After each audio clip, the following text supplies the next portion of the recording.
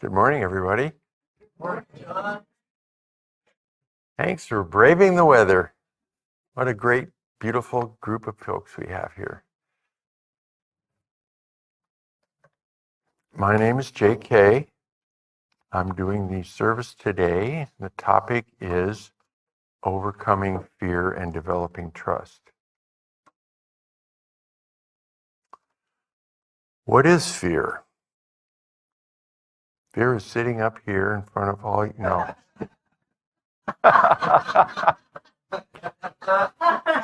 No, that's been banished. Fear is one of the most powerful emotions we can experience. It warns us of danger, protects us from harm, but sometimes it holds us back from discovering our full potential. The truth is, courage is not the absence of fear. It is the decision to move forward despite it. I've had other fears in my life. When I was a kid in my neighborhood, I was out walking in the nighttime, and I went in this alley, and there was a dog that was just so scary. He was barking. He kind of had me cornered. It was very, very scary, and I'm not sure how I got out of there unscathed, but really left a deep impression. Another one that I had overcome was I was up surfing in Halama up the way here with a couple of folks, a couple of guys, on a very big day in the winter. And there were nice waves, and I caught a few, and I remember this one wave I took off on and had a nice ride, and I kicked out, and I turned around and looked at the biggest wave I've ever seen coming. It was standing up and feathering, and I knew I was not going to make it out over it. And I had a moment there, and a calmness came over me. It was kind of amazing. I was amazed at myself. I just stopped paddling because there's no sense going closer to the lip. And I just waited only a couple of seconds. And then as it got closer, I dove for the bottom. And I got thrashed pretty good, but I popped up, and I had this really good feeling that I can survive that. I can survive any of these waves. In this story, the wave gets bigger every time I tell it. No, it was massive. Anyway, overcoming fear begins with understanding it. Most of our fear comes from the unknown. We imagine the worst, even when the reality is far less frightening. When we take a step forward, even a small one, the unknown becomes familiar and the fear begins to fade. Most fears diminish when confronted directly. The lion takes its fierceness from our fear. Walk up to the lion and he will disappear. Run away and he will follow you. The discomfort that we feel is rarely as formidable as our imagination suggests. And I've known that many, many times, and probably we all have. We imagine things that are scary and frightful, and we have to confront, and we repeat that over and over, and it grows into this thing. But if we can look at it, confront it, walk up to it, and I've noticed this many, many times, it's like, why was I so afraid of that? That was no big deal. I mean, it was a big deal, but it wasn't like I thought. By moving forward, even in the face of uncertainty, we discover strengths previously unknown. Before I came to Sunburst, I was a lifeguard down in Seal Beach, and the season was ending. It had ended, and I wasn't sure what was going to happen, what my future was, what I was going to do. But I had this amazing feeling that enveloped me that everything was going to work out fine. I had faith in the unknown that whatever's going to happen is going to be good. Every step forward is a victory, no matter how small. Courage grows with practice, and every brave act strengthens the next. In the end, fear is not our enemy, it is our teacher. It shows us where we have room to grow. And when we learn to face it, the fears, we discover something incredible within ourselves. We discover that we are stronger than we know. I had another moment when I was hiking behind Santa Barbara backcountry, and I went out at dusk and hiked up the canyon, and I decided I was going to hike up this crumbly cliff and get to the top and then come back a different way and drop down and return home. So I scrambled up this precipice, and not without challenges, but I got to the top and I walked to where I thought I could drop back down into the canyon floor and return home. But when I got to the end of the thing there, I was looking down at this huge drop, and there was no way I was going to be able to go back the way I came, because I barely made it up when it was daylight, and coming back down when it was dark was not going to happen. So I stood there, and it wasn't like there were boulders down below. It was like a cliff that had shale, like a big mountain of shale coming off of it. But it was a very large drop. And I just took my leap of faith after a couple moments of pausing and hit the ground and rolled, and I was unhurt, but I made it home. But I was very kind of pleased that I had faced that and come out okay.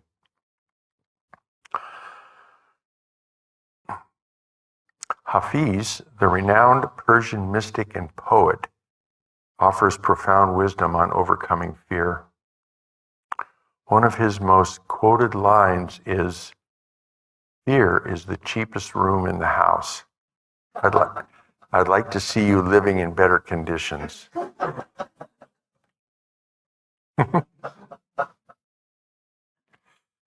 This metaphor suggests that living in fear confines us to a small, dark, and uncomfortable place in our lives, limiting our growth and happiness. I think we've all been there, where fear is dominating our consciousness, and it's not a good place. It's stifles us, and we can't move forward.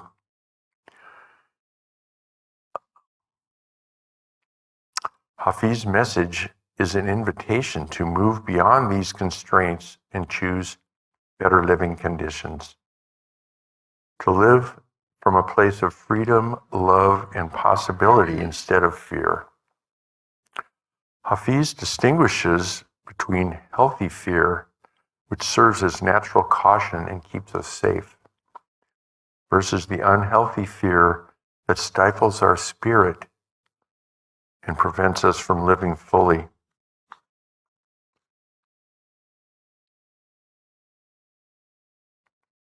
By recognizing and challenging the unnecessary fears, we open ourselves to greater opportunities and a richer, more vibrant life.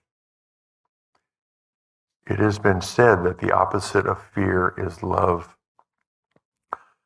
The very vibration of fear is dense, dark, and limiting, versus the vibration of love, which is expansive, light, and uplifting. We have the choice every moment to choose between fear and love.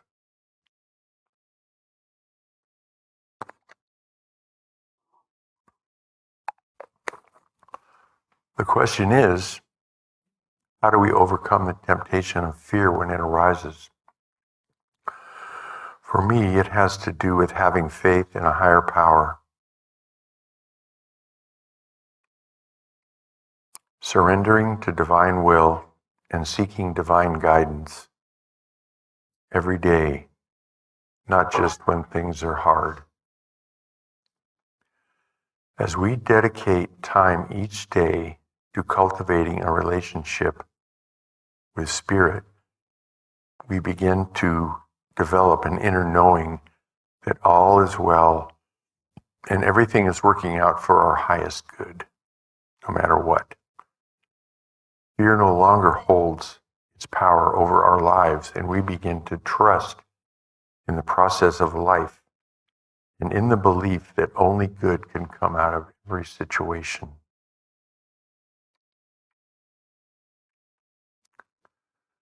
For example, it's easy to be worried about things, to have fear about the future. What if this happens? What if that happens? I think we've all been there, playing out scenarios in our mind about possibilities of outcomes, and you don't know what they are. It is helpful to remember that the future has not yet been written and to stay grounded in the present moment. Breathing in peace, breathing out worry. Florence Shinn, in The Game of Life, calls it casting a burden on the light within and going free. She also states that there is no peace or happiness for man until he has erased all fear from his consciousness. Fear is misdirected energy and must be redirected or transmuted into faith.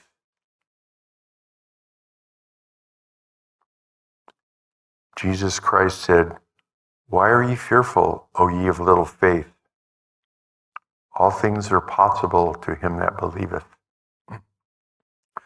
He also states that I am asked so often by my students, how can I get rid of fear? She said, I reply, by walking up to the thing you are afraid of. The lion takes its fierceness from your fear. Walk up to the lion and he will disappear. Run away and he runs after you. All of us have probably experienced that, where we face our fear and it just dissolves into its native nothingness. When we attune our frequency to the divine, it gives us the courage we need to go forward in our lives without fear. How do we attune our frequency to that of the divine? A time-honored practice of meditation is a proven method for connecting with Spirit and aligning ourselves with divine will.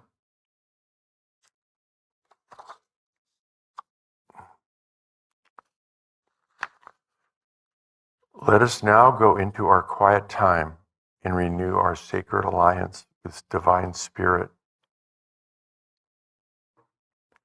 Sit comfortably with your spine erect. Take a moment to find your center.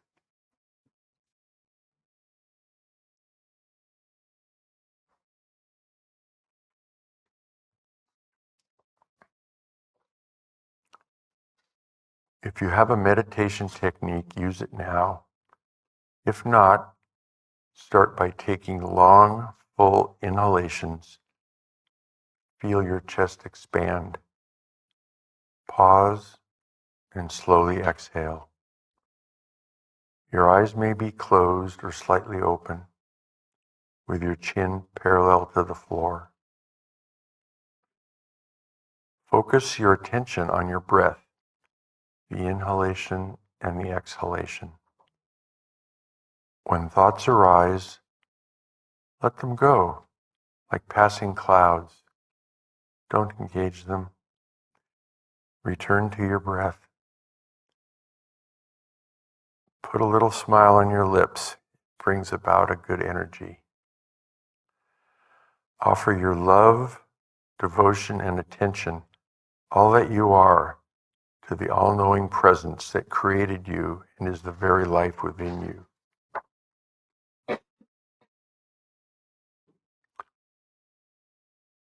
Let us take the journey. April will lead us into our quiet time with the bowls.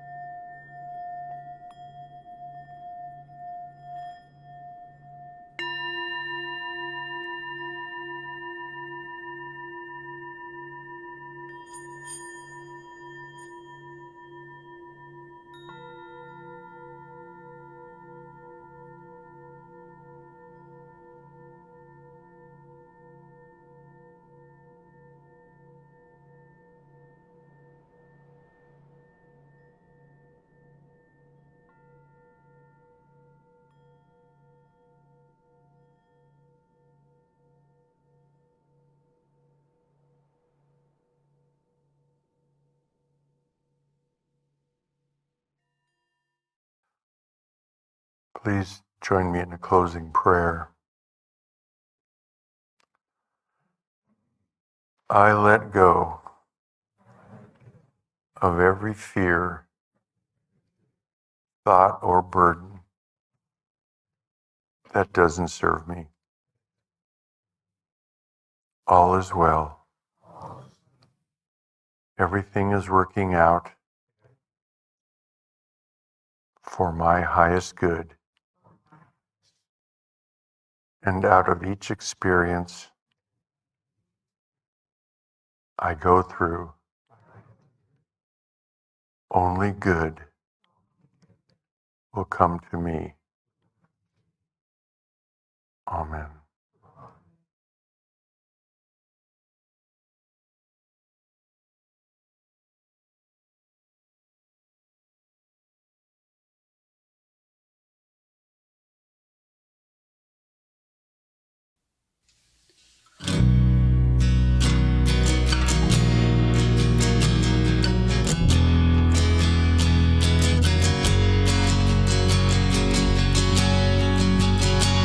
Oh, come to me, thou shining sun. You are my life, my only one. Rise within my soul like fire. Let nothing quench this burning desire to see you, to know you, to hold you in my grasp. To stand the shore where oceans meet, of present, future, and past.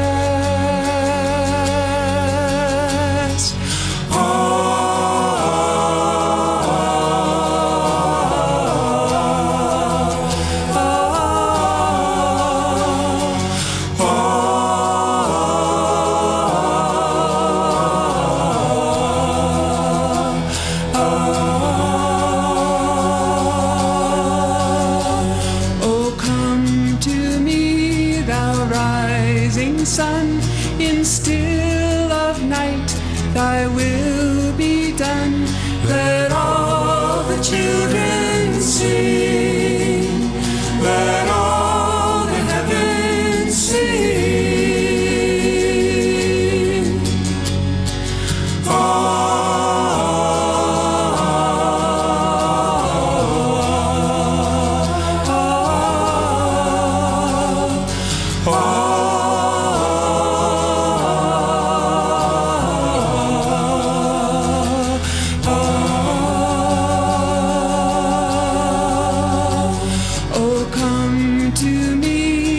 Shining sun, you are my life, my only one.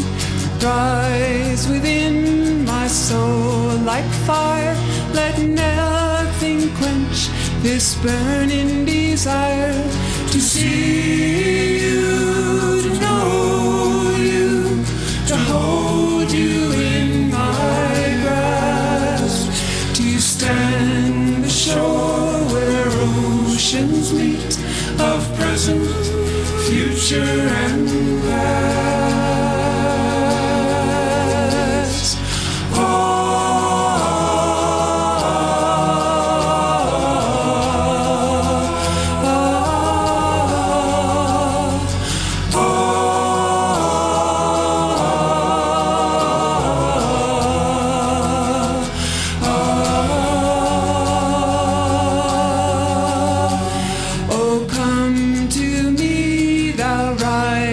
Sun, in still of night, thy will be done. Let all the children sing, let all the heavens sing. Let all the children sing, let all the heavens sing.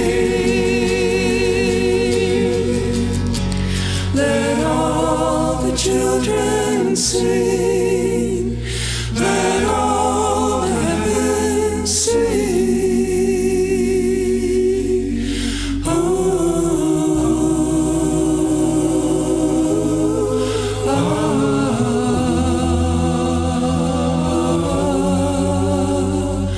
Oh.